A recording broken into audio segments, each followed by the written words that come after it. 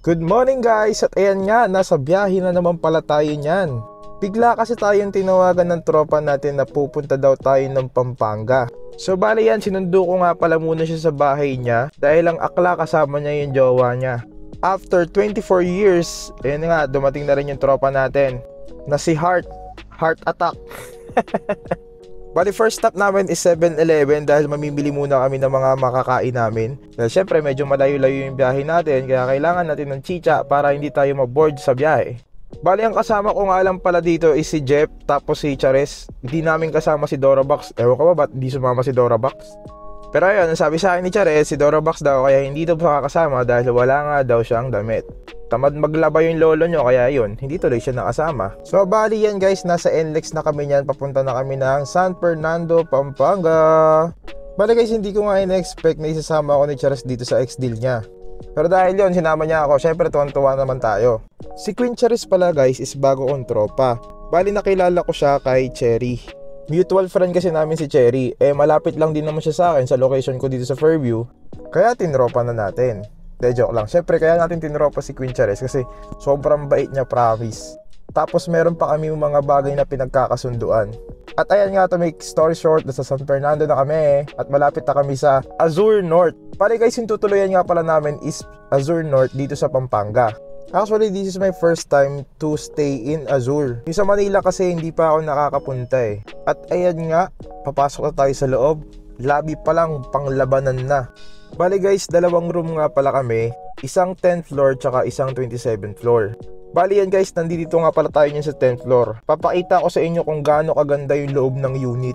O diba, doorknob pa lang, high-tech na, san ka pa? So bali yan guys, pagpasok ko pa nga lang is nagugutom na ako kasi yung amoy ng ulam na hinanda ng may-ari ng unit, napakarami, sobra. Bali yan, pagpasok mo is makikita mo na kagad yung sala, yung kusina. Diba guys, napakaluwag, sobra. Yung kahit mag-party-party kayo dito sa loob, hindi kayo masisikipan. Meron silang malaking TV, pwede kang mag-Netflix, may wifi, may video okay, kompleto sa gamit sa bahay, sa kusina. Diba, pwede kayo magluto dito. O, diba, kompleto yan guys. Ako nagsasabi sa inyo. Bali, itong unit na to guys is meron siya isang room. Yung room niya is meron ring malaking queen size bed. Meron din yan guys na extra bed. Kaya kasya kayo dyan kahit 4-5 kayo dyan. Tapos itong room guys, meron siya sariling terrace. Yung tipong makikita mo yung ganda ng view ng Pampanga, yung ganda ng view ng mismong Azure. Kitang kita mo dito, promise. Yung tipong pagising mo lang, oh, ang ganda ng view. Yung tipong pagising mo pa lang, good vibes na agad yung makikita mo. Bali guys, itong nito, terrace nito is tagusan yan doon sa terrace papuntang kusina. Ang maganda pa dito guys sa ginawa ng may-ari, naglagay sila ng mga upuan, may swing pa para pag tumambay ka dito ng hapon. Dito kasi nakatutok guys yung sunset. Makikita mo dito yung ganda ng sunset kaso hindi natin nakunan dahil gumala kami niyan guys. Sorry na. Tapos ngayon guys, syempre magsi-CR check tayo. Hindi pwedeng walang CR check dito ngayon. So far okay naman yung CR ng unit, kompleto sa gamit. Meron na rin tayong automatic washing machine dyan. So ngayon naakit naman tayo ng 27th floor para ipakita naman sa inyo yung isang unit na pinagamit sa atin ng owner. So yun guys, nakikita nyo naman, same lang dun sa baba, yung doorknob automatic na rin, password na lang ang kailangan para makapasok. So yun nga, pagpasok natin, ito na yung makikita kaagad natin, ay malaking salamin. De joke lang. Bali guys, yung unit ito is studio type lang siya, kaya pagpasok mo kaagad is makikita mo kaagad yung mga gamit sa kusina. Yung rep, etc., yung panluto, tas yung malaking kama. Pwede itong unit ito para sa magjowa, sa mag-asawa, or sa magka-fun. Chares! So bali guys, itong unit is maximum of 4 person lang. Meron naman siyang mga extra mattress dun sa cabinet, makikita nyo naman kagad yan. Tapos equip din siya ng sarili niyang balcony dito, nakikita nyo guys, sobrang taas. Nasa 27th floor kasi siya, medyo nalulula ako that time. So far so good, at maganda naman yung view. Medyo nakakalula lang, kung kagaya kita, may fear of heights ka, ako nagsasabi sa'yo, kahit magkape ka dito sa labas, feeling mo mahuhulog ka. Syempre, hindi mawawala ang CR check. Bali, i-rate natin ngayon yung CR dito kung anong mas maganda, yung CR sa baba o yung CR dito sa taas. So yun guys, papasukin na natin yung CR. So far, so good. Yan, pagbukas mo is yun na kagad yung bowl. Andiyan na rin yung lababo sa part ng kaliwa. Andi dito yung shower room niya. So far, out of 10, 10 siya para sa akin kasi mas malaki yung CR na to compare dun sa baba. Tinry ko nga palang tumambay dito. So far, okay naman. Medyo nalulula lang ako that time at naboring ako, umalis ako. Bali, naisipan ko nga pala guys pumunta ng SM Pampanga niyan. Tapos ayun, maya maya tumawag sa akin yung tropa natin dahil gusto daw sumama. Ayaw magpaiwan. At after 48 years, dumating din si Heart Attack ng Litex.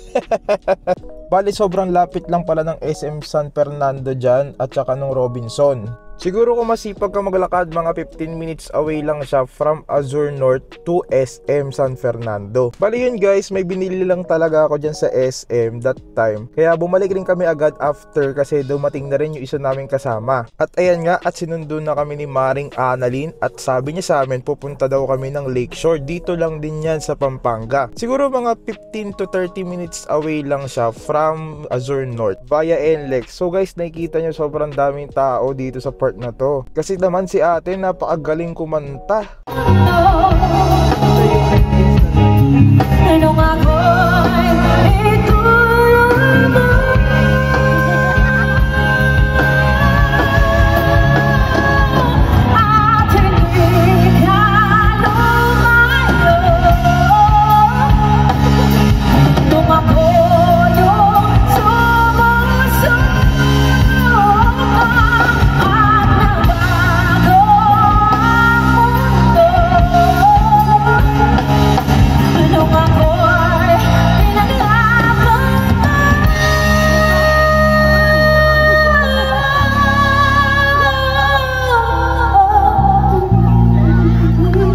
So bali guys, yan, naglakad-lakad lang kami dyan, tapos kumain ng konti, then after nun is bumalik na rin kami ng Azure North. Gawa na darating naman si Pacboy at sila Cherry. Salamat nga pala dyan kay Maring Annalyn dahil delivery niya kami ng pagkain. Salamat! So yun nga, sakto pagkadating namin dito sa Azure North is dumating na rin sila Cherry. Nakasakay sila ng artista van. Sana all naka-artista van. Bali late na nga dumating sila Cherry, gawa na may mga kanya-kanya pa silang business. After ilang minutes naman, si Pacboy naman dumating at si Joy. Bali nakamotor nga lang pala sila papunta dito sa Pampanga. Kaya yan, si Pacboy mo pagod na pagod. Tapos ang ate mong Joy nagre-reklamo at masakit daw kanyang likod. At dahil kumpleto na kami ay kakain na muna. At maraming salamat nga pala sa may-ari ng Heaven's Densification sa pagkain at sa pagstay namin dito sa inyong unit. Maraming salamat. Hanggang sa muli!